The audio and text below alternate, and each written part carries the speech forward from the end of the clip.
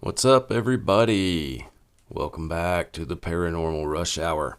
I'm your host, Ryan Rush, and I have got some more ParanorMAIL for you guys today. This one is out there, okay? That's the only way I can really put it. I got the email, and the things it said are just, they're kind of freaky, to be honest with you. I mean, that's kind of how I'm taking it, but anyway, I want to read this to you guys because I really don't have the words to tell you about it. I mean, it's weird, just everything about it, but it's pretty long, so I'm going to go ahead and warn you. But I'm not going to run my mouth anymore. I'm going to read this so this video is not too terribly long for you guys. Anyway, all right. Starts out, hello, Ryan. That sounded so, I made that sound so like just, hello, Ryan. Anyway, hello, Ryan. Hello, Ryan. Hello, Ryan. I am going to remain anonymous on this one, and you will understand why soon. I've made a new email address on a secure VPN just to send this to you, which I will delete right after, so don't try to reply to it. I'm hesitant to even do this, but I want it out there, and for some reason I feel like I can trust you to do it. Since this happened, I have been under surveillance. I think it's because they do not want me to look further into what I already now know. I have spoken to others who saw the same sort of things in the same sort of places. Since this all happened to me, there is one who has seen almost the exact same thing. None of these incidents took place near where I had my experience either. This is widespread across the country, and I am guessing in other countries too. And they do not want us to know about this. I have heard you talk several times about the cave maps of the United States having direct relation to the missing 411 phenomenon. And I'm here to tell you I think it does. And they know all about it. I have heard you share people's encounters with the MIB, Men in Black, and those three-toed prints. And that got me inspired to finally write this. It is sort of along those lines too. Now to my story. 2 years ago, I was vacationing in Kentucky. Not because it is my favorite place to go, but I have a lot of family there. This particular part of the state is just riddled with caverns. And my cousin, who I grew up with, started telling me about this one cave entrance he found a few years back. It was an opening about 15 feet around, and he only went and peeked in when he found it. He said the weird thing about it was how he went back up there twice to go in and explore it, but it was gone. The opening was no longer there, and he had entered it as a waypoint in his GPS when he first discovered it. He was not sure about the whole thing and wanted to check one more time. And he said the last time he went up there, the opening was there. He said he was already so weirded out by the whole thing that he did not want to go in by himself. So me being someone who enjoys strange adventures, I said, let's go. He was still unsure, but I told him if it doesn't feel right, we won't go in. I really just wanted to see this place. The next day we went up there. It was about 3/4 of a mile up a trail on the side of a hill, which meant that it descended somewhere. We got there, and the opening was right there in front of me. I said to my cousin, I really want to go in and look around. I could tell he was just not wanting to. And if what he said was true, I didn't blame him. So I told him to just stay out there at the entrance and make sure it didn't close on me. I went in, and the cave really opened up. It was a really big tunnel with formations and other cave stuff that went on for about 100 yards, and then I saw a gate. This was the weirdest looking gate I have ever seen in my whole life. It was black and seemed to be some form of metal, but I could not identify it. The top was sort of jagged and highly uneven. It actually resembled the shape of a graph. The weirdest thing was this stuff on the top that looked frosted onto it, kind of how it would look if a candle had dripped on the top of something without streaks of wax running down the sides. That is the best I can describe it. It was a dark metallic gray color that sort of reflected a metallic sheen. Very strange. This gate was not too tall. I am 6'1", and it was around probably 6'5". I could not see over it or through it. So what did I do? I got my camera from around my neck and took a burst of low-light pictures. Then I took 3 with the flash. After that, I wanted to see what was on the other side. So I held up the camera and shot a single picture with the flash. Okay. Sorry. Right after I did that, the stuff frosted on the top of the gate started to glow. It was glowing the color of typical glow-in-the-dark stuff, that pale yellowish green off-white sort of shade. This scared the living crap out of me, and I booked it to the opening. My cousin saw me coming out and did not even ask questions. He just started running with me. We got to the truck and took off. He then asked me what the heck I was running like that for, and I told him all about it. He said, "Wait, you got pictures?" I said, "Yeah, but let's get back before we look." We got back and pulled in the garage, jumped out, and immediately checked the camera. What we saw was beyond words.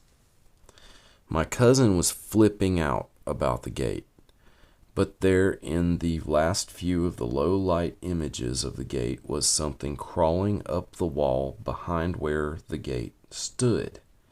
It was slender, with a head and 4 limbs, and just barely glowing. In the reference to the gate, it was about 3 feet long. Next was the flash pics of the gate, which showed nothing but a better look at the gate itself. The creature was gone in those. Then the last picture of what was on the other side still haunts my dreams. There was 3 beings on the other side, slender and no taller than 3 feet. They had greenish gray skin, black eyes spaced apart farther than most things, and one had his mouth sort of open, which was pretty large, with slender, sharp teeth. There was no nose, or maybe little nasal holes, but I couldn't see from the picture. Their ears were on the side like ours, but they slightly protruded and went to points. There was no hair anywhere and no genitalia either. The scariest thing is, they were in motion coming toward the gate. They looked about 8 feet away from it when I took the image. Their feet had 3 toes, and their hands had 4 digits, 3 fingers and a thumb. They reminded me of a more monstrous type of gray alien. They did not look like they wanted to be friends either. There was also something larger behind them. I could not get a good look at it, but I swear to you it looked like something wearing a Grim Reaper robe with a hood and all. That was all I could see of it, though.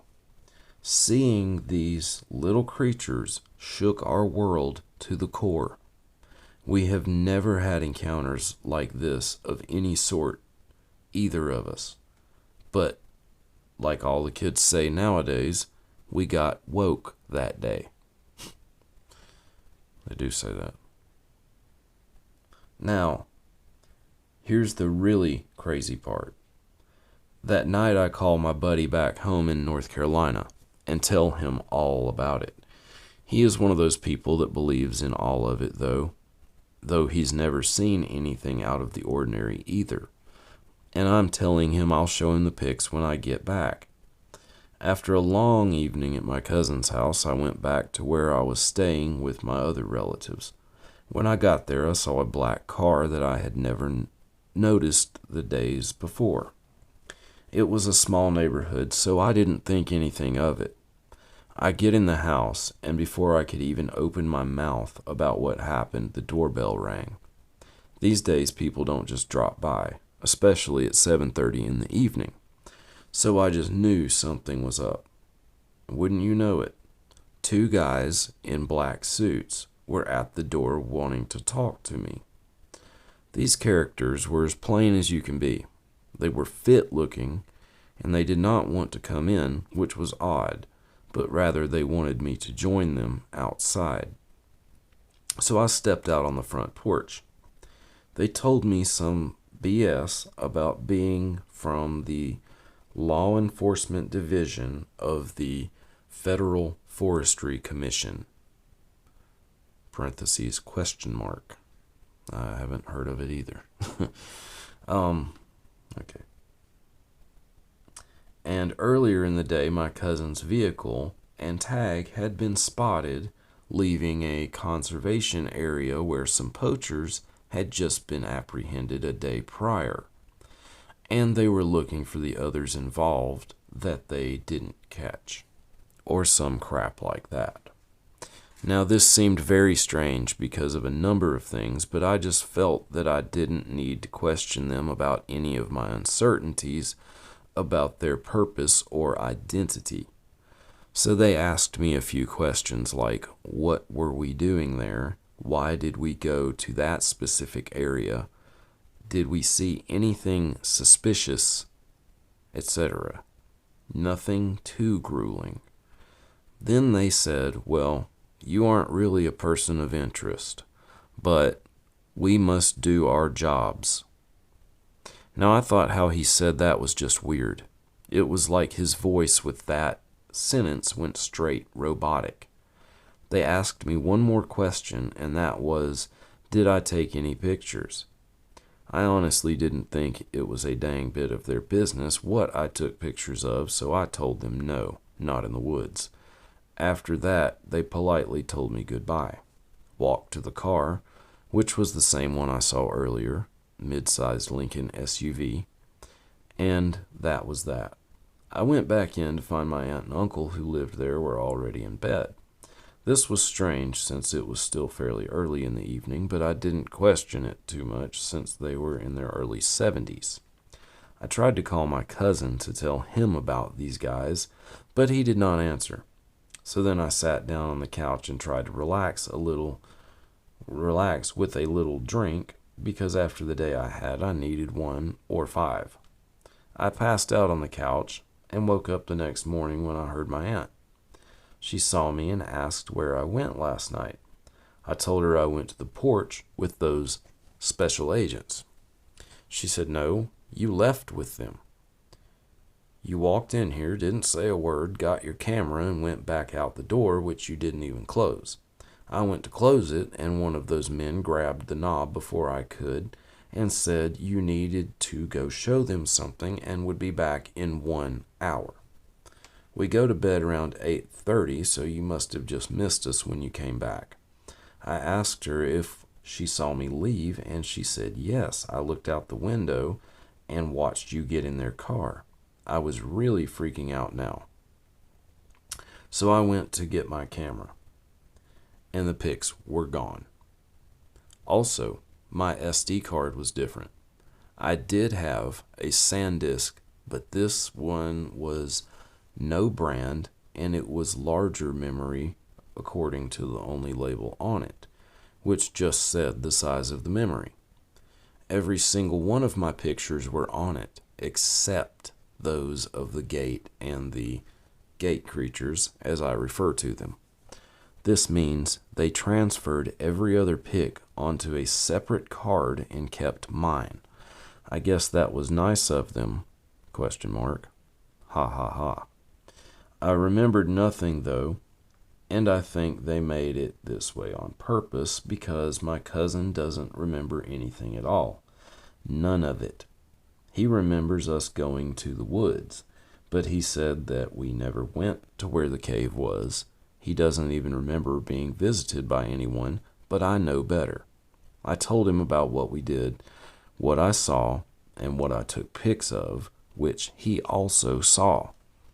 I even told him about what our aunt said about me leaving that night, and not a single thing rang a bell. This was just weird. He said he actually believes me because even if he doesn't remember, something still tells him I'm right. I went back home to North Carolina that day. I just could not stick around any longer after that. I had to talk to my buddy there that I had called about the stuff I saw. I am pretty sure that was the thing I did that caused them to come after me. My friend said that nothing happened to him, but there was a black SUV parked on his street all night. He didn't think anything of it until I told him about it all, though. That actually confirmed a lot for him, too. He knew I was telling the truth. I think I was left with the memory of everything because who was going to believe me? My evidence was gone. They are still keeping their eye on me, too. They send me messages every now and then, which is something else I may have to tell you about later. Whatever it is in the caves, they do not want people to know about it. I can promise you that. I am on a mission for information, though. And like I mentioned earlier, that led me to talk with several other people who had similar things happen involving a cave they explored. In fact, one of them might be interested in telling you their story too. I will pass along your email and see if they will send it to you. You do a great job and a great service to us all, Ryan. Thank you for listening, reading, and sharing. Anonymous.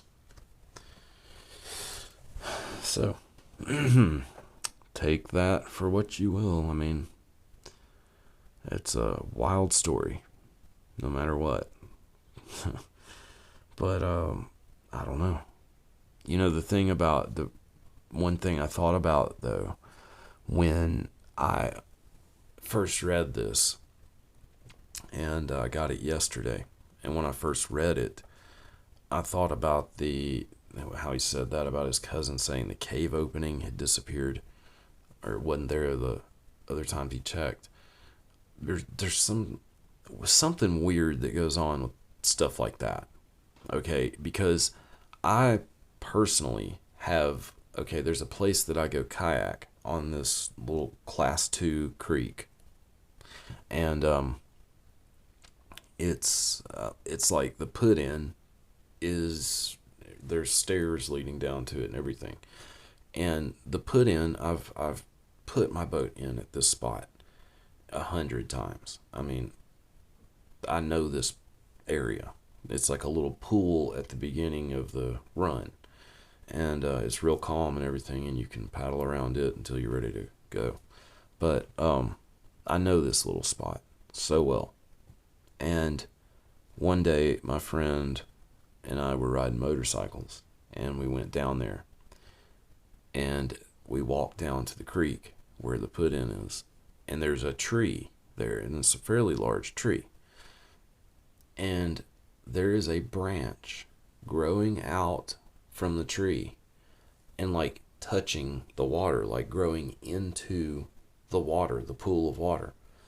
I mean, it's a massive pool, big, like just pool area of the creek, very slow moving.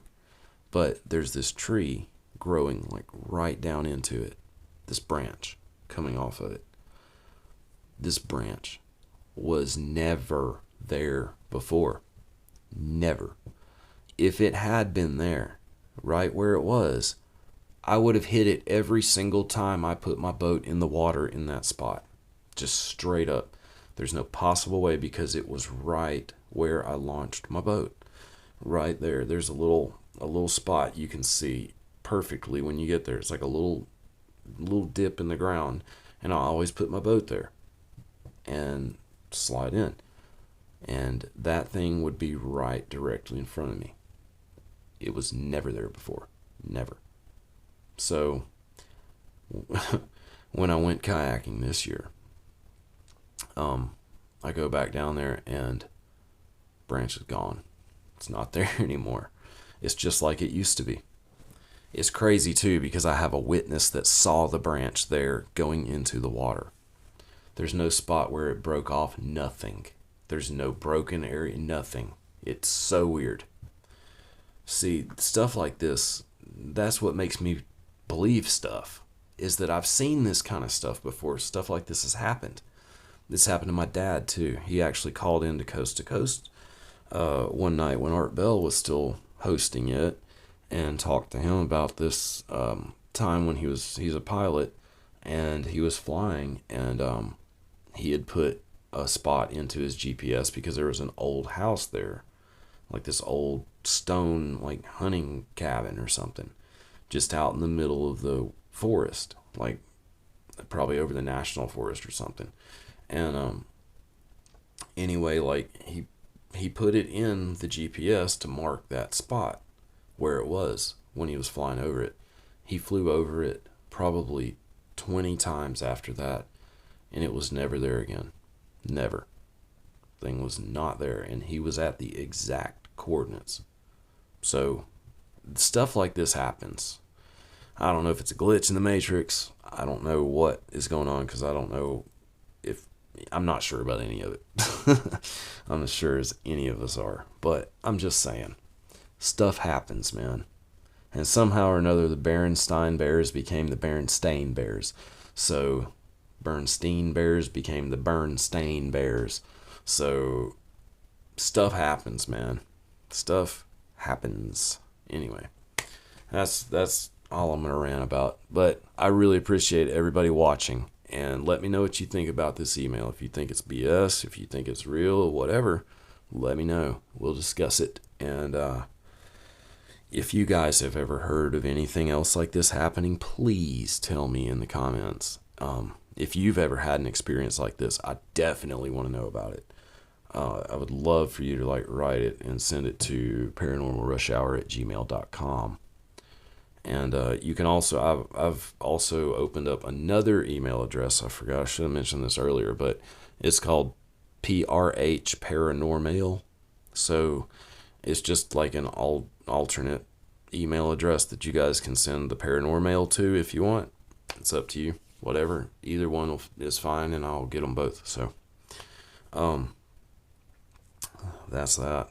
Anyway, I really appreciate all of you watching. And don't forget, Sunday, we're going to be on Bigfoot Odyssey. Me and Mike Patterson from Sasquatch, Ontario. Going to be on with Carrie, and it should be good. Ferdinand Flame Fart says, yeah, it should be good. All right. Anyway, that's enough. Take care, everybody, and stay safe, and I'll see you guys soon.